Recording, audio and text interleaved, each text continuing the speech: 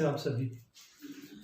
तो हमारा आज का जो टॉपिक है वो ये है कि जो हम क्वाड्रेटिक फॉर्मूला यूज़ करते हैं क्वाड्रेटिक इक्वेशन को सॉल्व करने के लिए, एक्चुअली उसका जो डेरिवेशन है वो कंप्लीटिंग स्क्वायर मेथड से आता है। तो वो डेरिवेशन क्या है उसका, अगर आप डेरिवेशन उसका समझते हो तो आप कंप्लीटिंग स्क्वायर से क्वेश्चन सॉल्व करने का मेथड भी समझते हो साथ में। तो मैं आपको सबसे पहले उसका स्टैंडर्ड इक्वेशन बताता हूँ। क्वाड्रेटिक इक्वेशन का स्टैंडर्ड इक्वेशन ये होता है ax square plus bx plus c is equal to 0 where a not equal to 0। मैंने आपको हर बार बताया कि a 0 क्यों नहीं होता। a 0 इसलिए नहीं होता, अगर a 0 हो गया तो एक्स स्क्वायर वाली टर्म एलिमिनेट हो जाएगी और ये लीनियर इक्वेशन बन जाएगी। बाकी सब जीरो हो सकते हैं क्योंकि एक्स स्क्वायर का रहना बहुत जरूरी है क्वाड्रेटिक के लिए, इसलिए ये जीरो नहीं होगा, बाकी सब जीरो हो सकते हैं।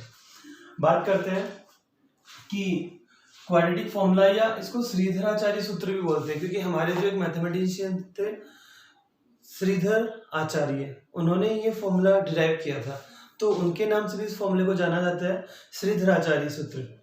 तो बात करते हैं यहाँ पे कि इसका क्वाड्रेटिक फॉर्मूला बना कैसे। वो फॉर्मूले को यूज तो हम करते हैं लेकिन वो उसका डेरिवेशन क्या है उसकी बात कर रहा हूँ।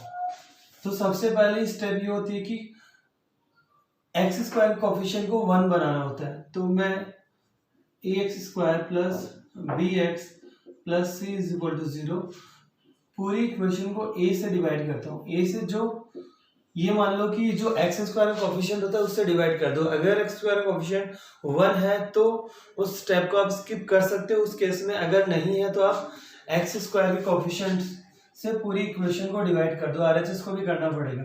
यहाँ पे स्क्वायर कैंसिल, फाइनली इक्वेशन बचे x square plus b upon a x plus c upon a. ये हो गई फर्स्ट स्टेप। सेकेंड स्टेप के लिए मैं बात करता हूँ कि कांस्टेंट को ट्रांसफर करो। ये कांस्टेंट है, इसको आप ट्रांसफर करो। तो x square plus b upon a x is equal to minus c upon a. अब हम यहाँ पे बात करते हैं कि थर्ड स्टेप के लिए। थर्ड स्टेप जो एक्स का कोफिशिएंट होता है, मैं अपार्ट फ्रॉम दिस वर्क बता रहा हूँ। एक बार ये मान लो रफ वर्क कर रहा हूँ मैं यहाँ पे इसमें, ठीक है, आपको रफ पेज में शो करना है इसको। आपको एक्स का कोफिशिएंट लेना है, उसको 1/2 से मल्टीप्लाई करना। 1/2 हर एक केस में, चाहे तो आप क्वेश्चन सॉल्व कर रहे हो या आप फॉर्मूला बना रहे हो, ठीक है, कैसे भी कोई भी कंडीशन हो आपको 1/2 से ही मल्टीप्लाई करना है और फिर उसका स्क्वायर कर देना। ये बना b/2a, इसका कर दो आप स्क्वायर। इस पार्ट को LHS और RHS दोनों में ऐड करना है। इस स्टेप को LHS और RHS दोनों में ऐड करके आपको शो करना है। तो LHS पार्ट है x square plus b upon a x, इसमें ऐड कर दिया मैंने b/2a का whole square is equal to RHS। RHS में मैंने ये ऐड करना है, माइनस c अपॉन ए चल रहा है। अब ये वाला जो पार्ट है ये बनाएगा कंप्लीट स्क्वायर। आप चेक कर लेना, यहाँ से x लेना है, अगर x है तो y है तो y, सेंटर वाली टर्म से साइन लेना है तो ये पॉजिटिव का है, और स्क्वायर के अंदर क्या है b/2a। ये यहाँ पे बात करते हैं, इसको सॉल्व करते हैं। b square upon 4a square minus c upon a। यहाँ पे ये कंप्लीट स्क्वायर बन गया, इसीलिए जो मेथड हम यूज कर रहे हैं वो है कंप्लीटिंग द स्क्वायर मेथड, पूर्ण वर्ग बनाने की विधि। तो उसके अंदर ये कंप्लीट स्क्वायर बनेगा। आप स्क्वायर को ओपन करो, वापस से स्टेप आएगी, आप चेक कर लो चाहे ओपन करके। नेक्स्ट स्टेप बस अब सिंपल इसको सॉल्व करना है। मैंने एलसीएम लिया 4a square then b square minus a का डिवाइड दिया, 4a बचा, 4a मल्टीप्लाई हुआ इससे तो 4ac। अब स्क्वायर का ट्रांसफर करना है x प्लस b/2a। जब भी मैं स्क्वायर को उधर ट्रांसफर करूंगा प्लस माइनस का साइन आएगा और ये b square minus 4ac upon 4a square. इसको सॉल्व करता हूँ। x प्लस b/2a को मैं ट्रांसफर कर देता हूँ, उधर जाके हो गया माइनस b/2a।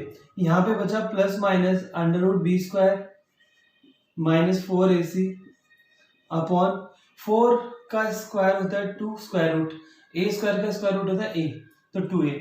नाउ बच्चों अब यहाँ पे देखो 2a एलसीएम फिर से ले लेते हैं, 2a minus B plus minus under root B square minus 4ac। तो आपको पता चला कि जो हम क्वाड्रेटिक फॉर्मूला यूज कर रहे थे एक्चुअली वो formula completing the square method से ही बना था। वो ये उसका डेरिवेशन, कंप्लीटिंग स्क्वायर मेथड एक डेरिवेशन होता है किसका, क्वाड्रेटिक फॉर्मूला का। यहाँ से क्वाड्रेटिक फॉर्मूला हमारे पास आ गया, इसी को हम यूज करते हैं डायरेक्ट सॉल्व करने के लिए। तो डायरेक्ट सॉल्व करने के लिए हम जो क्वाड्रेटिक फॉर्मूला यूज कर रहे हैं वो कंप्लीटिंग स्क्वायर मेथड से आता है, उसका कोई अलग डेरिवेशन नहीं है।